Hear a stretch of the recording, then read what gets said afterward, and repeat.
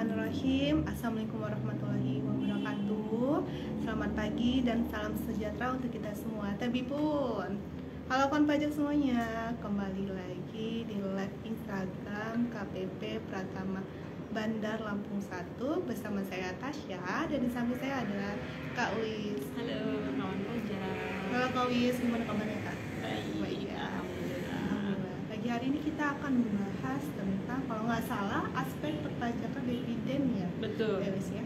Dividen tapi dikhususkan untuk Orang pribadi. orang pribadi. Jadi nanti untuk kawan pajak yang mau nanya bisa langsung saja mengisi pertanyaan di kolom chat ya, di kolom komentar, nanti akan kita bacakan. Oke, langsung aja untuk mempersingkat waktu, Kak Wis, kita mulai aja ya pajak atas dividennya. Iya, siap. Oke. Oke, selamat pagi kawan pajak semua. Pagi ini kita akan ngobrol-ngobrol sedikit ya tentang pajak atas dividen orang pribadi. Mudah-mudahan apa yang nanti kita bahas bisa jadi tambahan informasi yang bermanfaat ya untuk Iya, kita. betul. Pertama kita mulai dari dasar hukumnya dulu nih Kak Tasya. Kalau kita sebagai masyarakat yang taat hukum gitu ya, pasti kita bertanya dasarnya apa nih. Betul. Kalau kita legalnya ya, Teh Wis, ya. melakukan sesuatu. Jadi untuk dasar hukum sendiri di dividen orang pribadi ini adalah ada aturan yang terbaru kata Tasya, yaitu di Undang-Undang Harmonisasi Perpajakan Undang-Undang Nomor 7 Tahun 2021 itu diatur suatu perubahan Oke. untuk terkait dengan dividen orang pribadi ini. Kemudian kalau untuk aturan turunannya selain undang-undang itu adalah peraturan pemerintah. Peraturan Ada PP-nya pemerintah juga berarti ya, betul, Des, ya? peraturan pemerintah nomor 9 tahun 2021 itu tentang perlakuan perpajakan untuk mendukung kemudahan berusaha. Jadi memang DJP ini berkomitmen ya kata saya untuk membantu mendukung kemudahan berusaha agar geliat usaha di Indonesia ini semakin maju gitu lah ya, semakin meningkat. Kemudian setelah dasar hukum kita beranjak lagi nih ke definisi. Iya. Apa yang dimaksud dengan dividen gitu ya. Mungkin kawan pajak juga banyak yang bingung, ini apa sih yang lagi dibahas gitu kan. Betul. Dividen itu adalah suatu penghasilan yang didapatkan jika kita kita menitipkan sejumlah saham gitu ya kepada suatu perusahaan. Nah, kalau ngomong-ngomong tentang saham nih, biasanya kan anak zaman sekarang sering banget nih main yang namanya modal menanam saham ya, investasi ya. Betul. Nah itu bagaimana tuh Teh Wis? Apakah dia sudah wajib untuk dikenakan atas investasi baik yang secara langsung ataupun sekarang kan adanya teknologi ya, kita bisa menanam saham di kripto atau Betul. misalnya di forex. Sekarang sudah semakin mudah ya Iya, untuk benar. menanam saham seperti itu. Karenanya definisi dividen itu sendiri sangat luas maknanya kalau di aturan di undang-undang ataupun di PP tadi, bahwa dividen itu segala tambahan penghasilan gitu, perolehan baik dalam nama atau bentuk apapun. Jadi misalnya nih, kita tidak hanya soal saham kepada perusahaan, bisa jadi juga kita menitipkan kepada koperasi dan kita mendapatkan penghasilan dari koperasi. Kemudian asuransi nih, kita juga sering ya kita ikut asuransi, kemudian setelah sekian tahun ada manfaat yang kita dapatkan gitu ya dari selain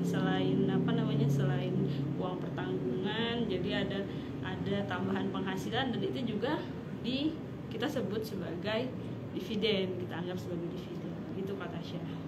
Oke, berarti kalau kita lihat dari penghasilan dividen sendiri, ternyata bukan hanya karena kita menanam saham ya Teh Wis ya. Betul. Nah, apa apakah di perpajakan sendiri ada yang namanya penghasilan dividen yang bisa diakui sebagai objek pajak, ataukah memang ada penghasilan dividen ini dia tidak berhak untuk dikenakan pemotongan PPh nih Tewis? Nah ini dia yang mau kita bahas nih Kak Oke. Tasya. Jadi tidak semua dividen itu dikenakan pajak. Jadi Oke. ada dividen-dividen tertentu yang dikategorikan sebagai bukan objek pajak gitu. Kalau salah satunya itu adalah diatur dalam pasal 4 ayat 3 huruf F mengenai pengecualian dari objek pajak penghasilan. Itu ada di Undang-Undang Pajak Penghasilan ya kata Tasya ya. Kemudian jika suatu perusahaan nih PT, koperasi, BUMN atau BUMD yang penyertaan modalnya dari badan usaha yang berdiri dan berkedudukan di Indonesia tidak menjadi objek pajak jika dividennya bersumber dari cadangan laba yang ditahan gitu kata Tasya. Jadi dia memang harus dari laba yang berjalan Oke. di tahun berjalan. Berarti kalau definisi dari cadangan laba yang ditahan itu adalah bukan laba atas tahun itu ya? Betul sekali Oke. kata Tasya. Berarti tidak bisa dikenakan dan diakui Itu pemotongan PPh-nya. tidak diakui sebagai objek pajak Pajak, gitu, oke. bukan merupakan objek pajak. Kemudian ada lagi nih dividen yang sebagai objek pajak. Kalau tadi kita bicara dividen yang bukan objek pajak, kalau yang sekarang adalah yang objek pajak itu dikategorikan sebagai objek pajak ketika penghasilan dividen tersebut memang menjadi objek pajak tetapi tidak terkena pemotongan atau pemungutan PPh. Jadi sudah menjadi objek pajak pun dia bisa tidak kena potongan. Oke. Gitu kata Tasya. Berarti di aturan perpajakan itu sebenarnya tidak sampai dia diklasifikasikan sebagai objek pajak doang ya. Apakah dia objek pajak yang dapat dikenakan pemotongan PPh atau tidak gitu ya, kuncinya di situ ya guys. Betul kata Tasya.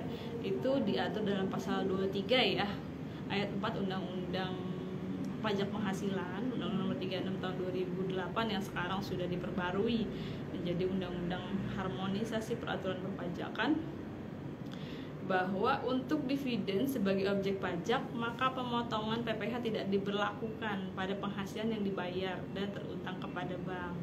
Kemudian di pasal 4 ayat 3 huruf F, pasal 17 ayat 2 huruf C, sewa yang dibayar dan terutang yang berhubungan dengan sewa guna usaha dengan hak opsi, kemudian laba yang terdapat pada, mohon maaf kawan pajak suaranya berisik banget ya.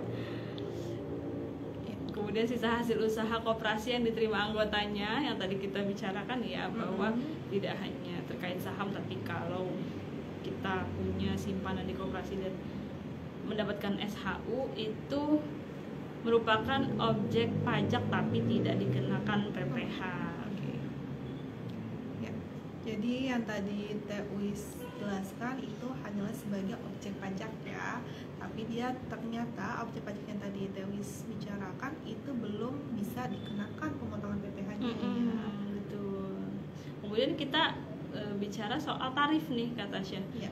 Kita ingetin lagi ya ke kawan pajak kata Tasya, kalau ada kawan pajak yang mau bertanya boleh sekali langsung ke kolom komentar atau boleh sekali juga langsung ke loket ya di helpdesk di KPP gitu. Atau mau konsultasi via WhatsApp juga Via boleh. WhatsApp juga Kita boleh ada sekali. WhatsApp KPP Pertama Bandar Lampung 1 yang khusus untuk konsultasi. Jadi tidak terbatas ruang dan waktu kalau Benar, hanya mau katanya. nanya tentang perpajakan gitu. Sekarang teknologi sudah semakin canggih ya. Betul. Ya, kemudian kata Tasya kita lanjut lagi ya Gimana ke guys? Boleh. tarif.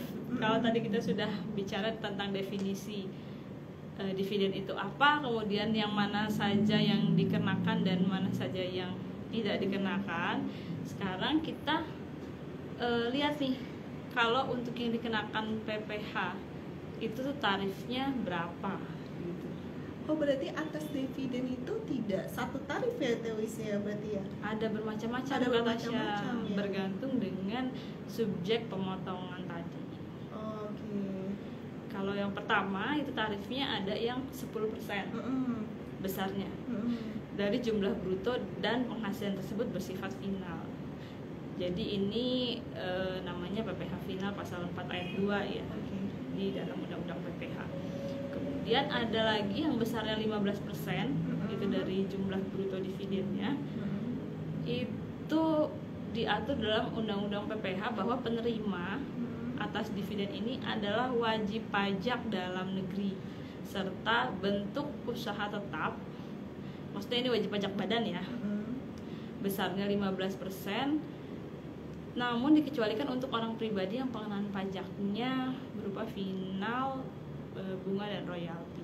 Oke, berarti tadi kalau kita berbicara tentang 4 ayat 2 itu berarti secara tidak langsung dividen yang dikenakan atas orang pribadi. Orang pribadi betul, Oke. dikenakan PPh pasal 4 ayat 2. Gitu.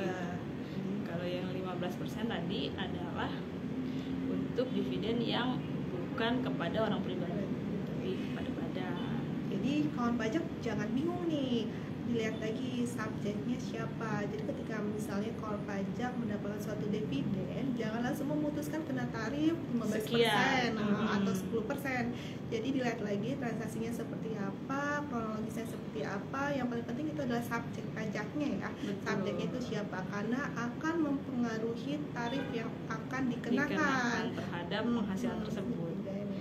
Selain yang tadi orang pribadi, kemudian badan, kemudian ada lagi nih kalau suatu perusahaan yang banyak dimiliki oleh asing, wajib pajak wajib pajaknya masih berstatus sebagai wajib pajak luar negeri. Oh, ada juga berarti ya. Beda lagi nih tarifnya. Tarifnya berarti. beda lagi. Jadi tarif untuk wajib pajak luar negeri penghasilan itu adalah kita sebutnya PPh pasal 26 Tasya. Besarnya 20% dari jumlah bruto. Kemudian kalau kecuali ada perjanjian ya, kita sering nyebutnya P3B, perjanjian penghindaran pajak berganda dengan negara lain, perjanjian Indonesia dengan negara lain itu masing-masing tarifnya. Tapi kalau tidak ada perjanjian, maka kita mengenakan tarifnya adalah sebesar 20%. Wah, jelas banget nih Dewis. Jadi ternyata kalau kita lihat lagi, dividen itu bukan hanya pajak yang dikenakan dengan satu tarif ya Dewis ya. Lihat lagi subjeknya seperti apa, apakah dia orang pribadi atau badan usaha, dan lihat lagi apakah badan usaha ini dia adalah BUT atau badan usaha dalam negeri ya Dewis ya. Betul banget. Kadang pajak tarifnya lumayan juga Bisa selisihnya. beda-beda nih selisihnya. 10, 15, 20% ya Kak Telis ya. Iya. Apalagi kalau misalnya dasar pengenaan dividennya itu besar, jadi kan kalau tarif yang digunakan salah bisa merugikan juga ya Telis ya. Dari pihak wajib pajaknya tentunya gitu. Iya, karena kalau tadi kita bicara kepada siapa ya Kak Tasya. Sekarang ada lagi nih. Ya gimana Telis? Untuk dividen ini bebas pajaknya, tidak dikenakan pajak, yaitu diberikan kepada wajib pajak orang pribadi. Namun orang pribadi ini harus menginvestasikan kembali dividen yang diperoleh.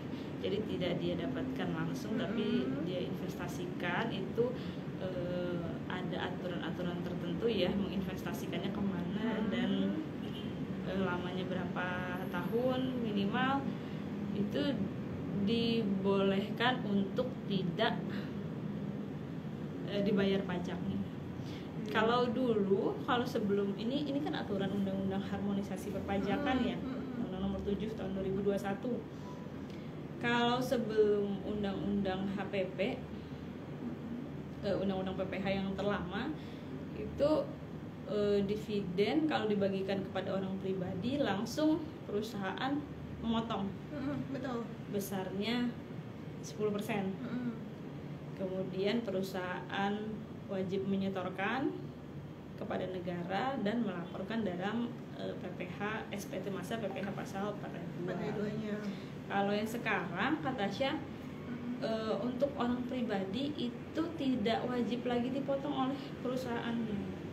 Jadi kewajiban pembayaran pajak atas dividennya itu sekarang berpindah kepada penerimanya, penerima penghasilan dividen tadi, yaitu orang pribadi tadi ya. Dan kalau misalnya orang pribadi ini menginvestasikan kembali dividennya, maka dia diperbolehkan untuk tidak membayar pajak.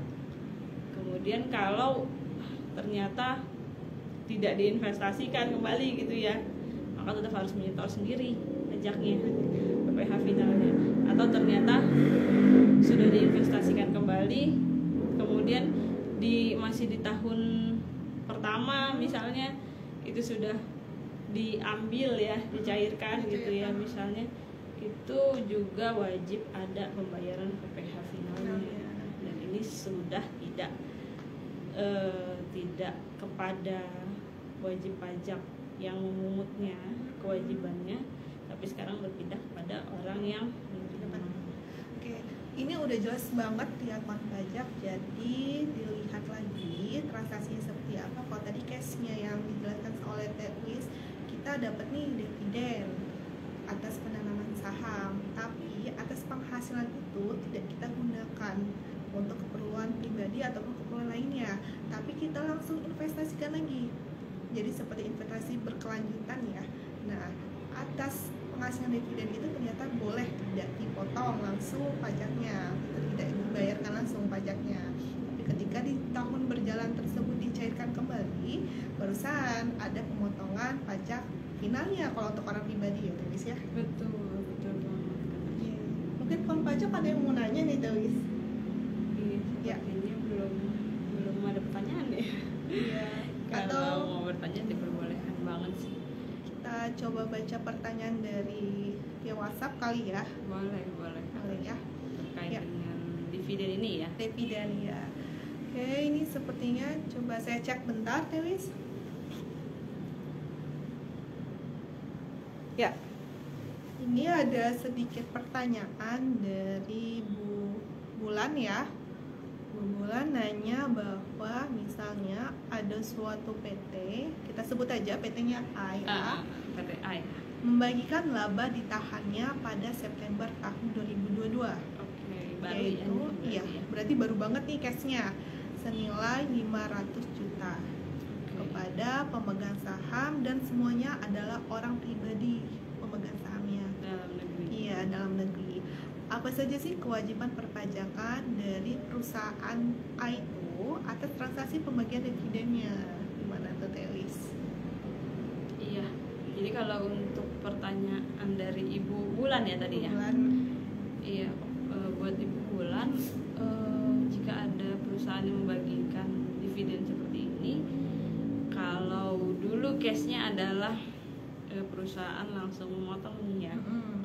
Perusahaan memotong besarnya 10% karena dia orang pribadi.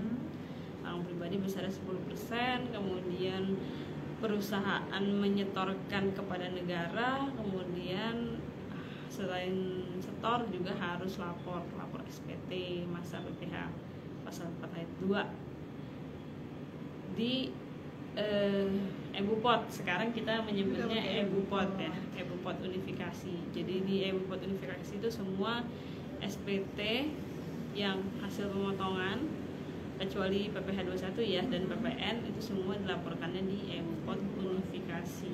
Nah, jangan lupa nih untuk kawan pajak, karena kita sekarang sudah menggunakan EBUPOT, kita sudah harus mempunyai sertifikat.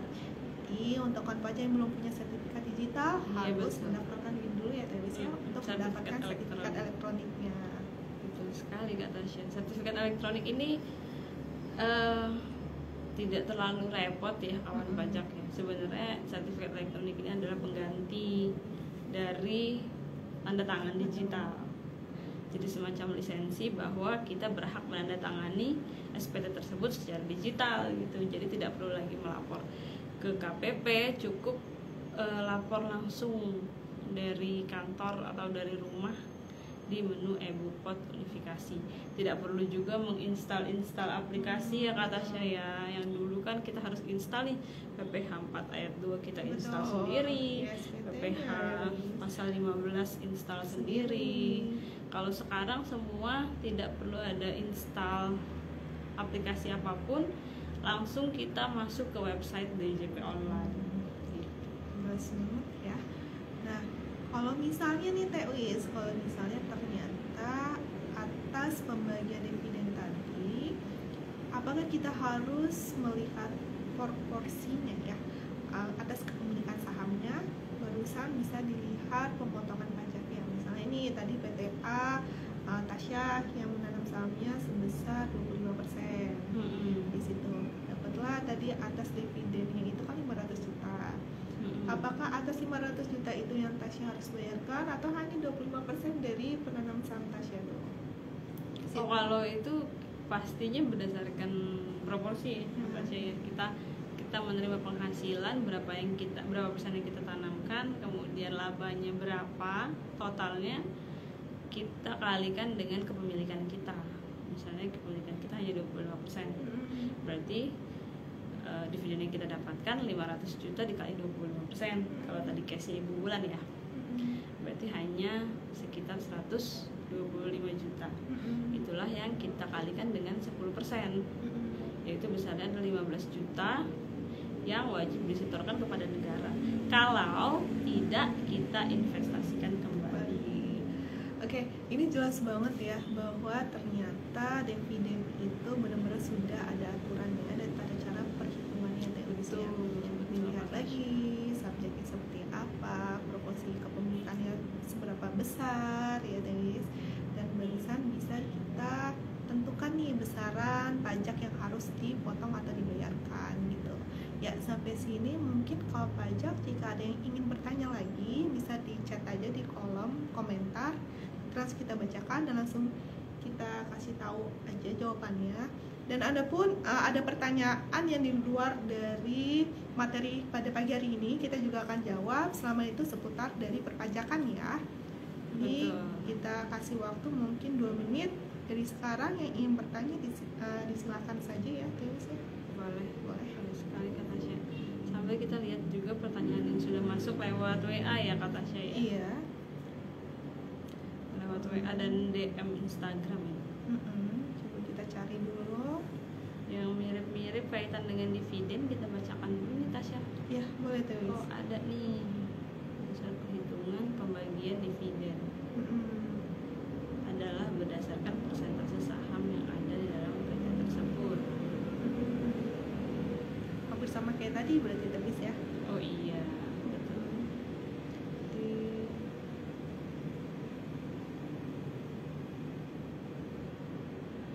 Lalu gimana nih kata Tasya, ada lagi pertanyaannya, kalau ternyata perusahaan tersebut untung tapi keuntungannya tidak mau dibagikan kepada pemegang saham. Nah, gimana tuh Teh Wis?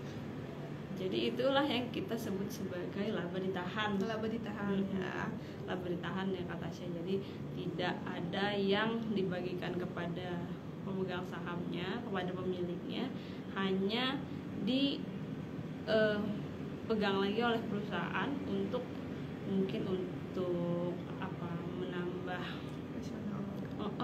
biaya operasional untuk tahun berikutnya gitu.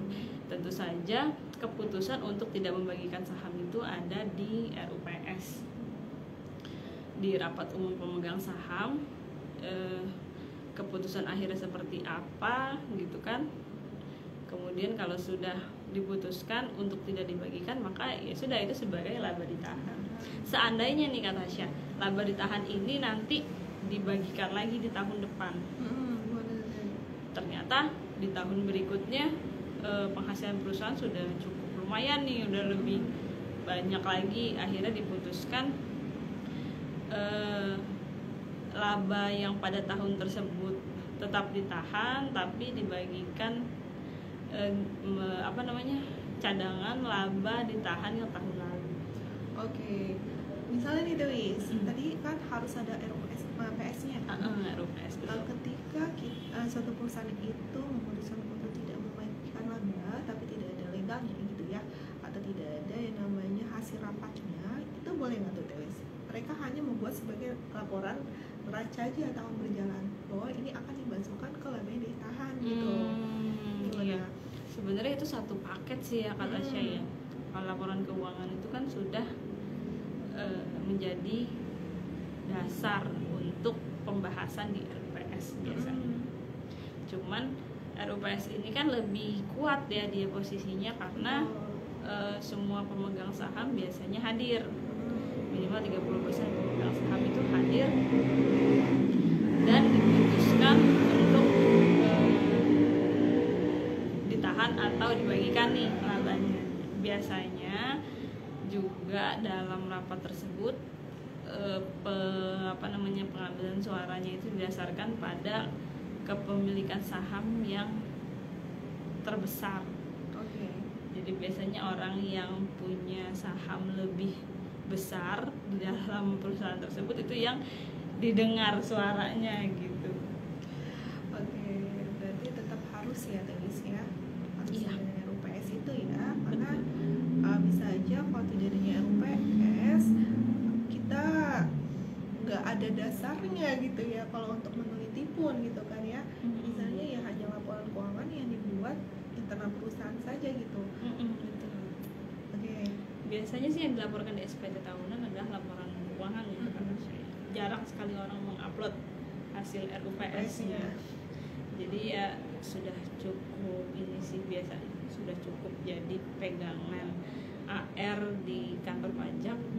Laporan keuangan tersebut bisa menjadi dasar bahwa labanya itu akan dibagikan sebagai dividen atau tidak. Dan untuk pembagian dividen ini juga ada di salah satu ini kata Syah, di salah satu lampiran di SPT tahunan.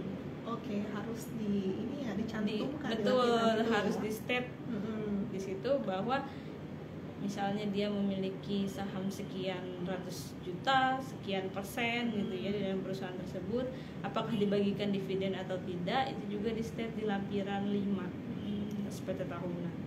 Itu juga menjadi dasar nih AR atau kantor pajak untuk bisa menanyakan kalau pembagian dividen ada seperti ini, pajaknya mana nih gitu. Besarnya sekian misalnya dividen yang dibagikan, maka kita langsung harus kalikan tarif 10% atau 15% kalau dibagikannya kepada badan ya. Kemudian harus ada setoran PPh final dividennya sebesar itu kepada negara di tahun tersebut. Itu sebelum Undang-Undang Harmonisasi Peraturan Perpajakan berlaku di Undang-Undang Nomor 7. Ya, jadi digarisbawahi lagi untuk kan pajak semua, ternyata di lampiran SPD tahunan pun diwajibkan ya untuk diisi ketika memang benar ada pembagian dividen ya di perusahaan tersebut. Mungkin gimana nih Telis, atau masih mau lanjut membacakan pertanyaan? Sepertinya sudah cukup ya Sasha. Nanti kalau ada kawan pajak yang masih bingung mungkin bisa DM Instagram kita ya. Betul. Atau WA ke 081366483052, aktif di jam kerja. Ya, jadi untuk kawan pajak semuanya yang masih mau ingin bertanya, andai pun pertanyaannya bukan seputar dividen, kita persilahkan. Tapi pertanyaannya nanti kita jadikan satu dulu aja di WhatsApp ya, WhatsApp konsultasi. Nanti akan kita bahas lagi mungkin di next live Instagram, atau bisa kita langsung bahas pada saat di via chat tersebut ya. Boleh sekali. Nanti mungkin kita perlu satu episode khusus untuk Q&A ya. Benar, Q&A. Jadi untuk kawan pajak nih yang mau bertanya, bisa langsung aja nanti WA kantor kita, nanti kita bacain satu-satu di setiap live Instagram. Ya, mungkin udah cukup saja ya. Sebelum saya tutup dan saya akhiri live Instagram pada pagi hari ini, saya Sata Sesmen Sarijaya bersama narasumber saya mengucapkan banyak terima kasih dan mohon maaf yang sebesar-besarnya jika banyak sekali kekurangan dalam live Instagram pada pagi hari ini. Semoga kawan pajak semua dalam keadaan sehat selalu ya. Akhir kata saya ucapkan wabillahi taufiq wal hidayah. Wassalamualaikum warahmatullahi wabarakatuh. Selamat pagi, dadah.